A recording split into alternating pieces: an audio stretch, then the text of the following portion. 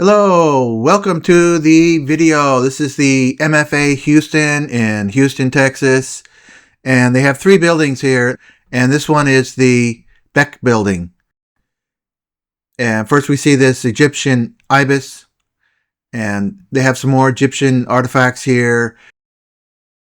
I was drawn to the mosaic on the wall here. This is Roman and has to do with some kind of a musical contest. But I'm just enjoying the skill of the artist. It's a great composition, a glimpse into the Roman world.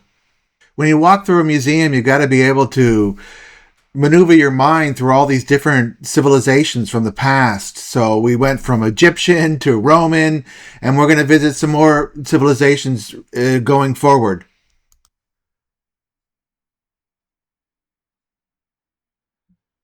On to the galleries. This first gallery we're going to look at has this wonderful painting of some dogs going after this boar. This dog on the ground, and it's very dramatic. Probably one of the most dramatic paintings I've seen. And there's a lot of the boar's running. He's obviously larger than them, but they're all aligned and going after together, working together. They can take down this boar, and they're vicious, and it's a lot of violence here. Now here's a Rembrandt portrait.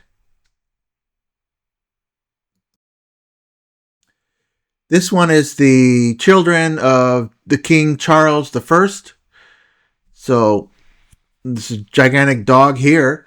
This dog's much more tame than those other wild, crazy ones before.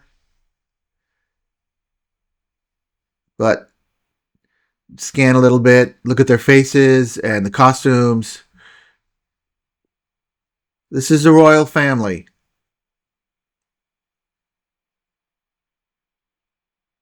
Now, this is obviously painted for the aristocracy. And we move into another gallery.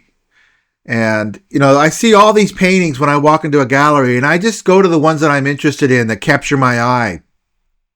And this one caught my eye, so I went to it. It's about the allegory for the Spanish secession.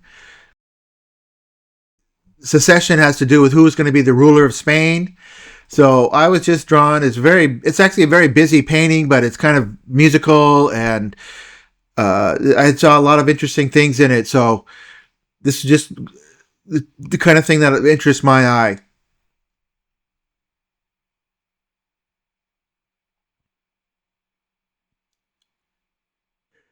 Now, one thing I like about going to museums is you often find a new artist that you've never seen before. And then it's a great serendipity. And here is an example. This is Joseph Wright of Derby. Never really looked at him before. And I was looking at these two landscapes here in Houston, and wow, I really like these landscapes. The painter is Joseph Wright of Derby. So I'm going to keep an eye out for him in the future. Here's a Thomas Gainsborough. Okay, now we move on to another gallery, and these are more around from the 1500s. I'm going to spend some time looking at this gallery. The same thing, I only focused on a few in the paintings. This one is in the style of Hieronymus Bosch, and he paints some strange people and strange animals and even strange ships in the background here. But this one has to do with a saint that is carrying Christ through the world. So to me, there's the saint carrying Christ on his back through the world that's full of all these crazy things. So a lot of times people look at Bosch and they think that they are attracted to all these nutty, creepy objects. But, I think you're supposed to associate with Christ, who's trying to remain pure and believe in God, and he's traveling through all these creepy parts of the world that we all have to encounter. Strange animals. Look at that four-legged thing there on the left. Strange birds. So that's what this is about to me. Okay, so here I'm going to pan through the gallery one more time and see what's going on here. This one is a religious picture, and then here we are, Henry VIII. This is said to be painted after he died. Having a problem here with the reflection.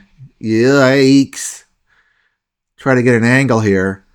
But you can see that he's much larger than the and Queen Mary. She's smaller. In the background is the King's Jester, and his name is Will Summers.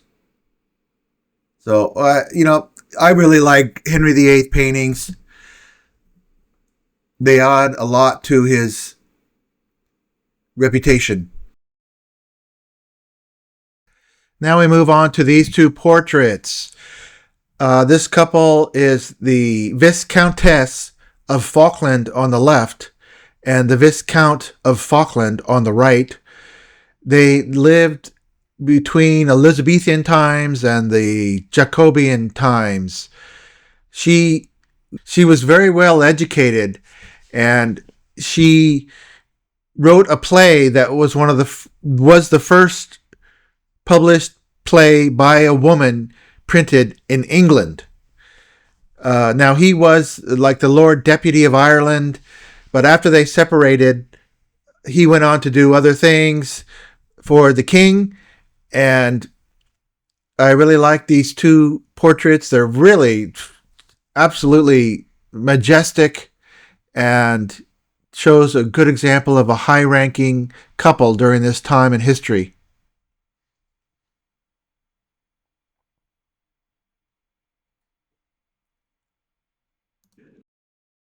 Now, this is Elizabeth, the Countess of Southampton. Now, the Earl of Southampton was one of the patrons of Shakespeare, and she was his wife.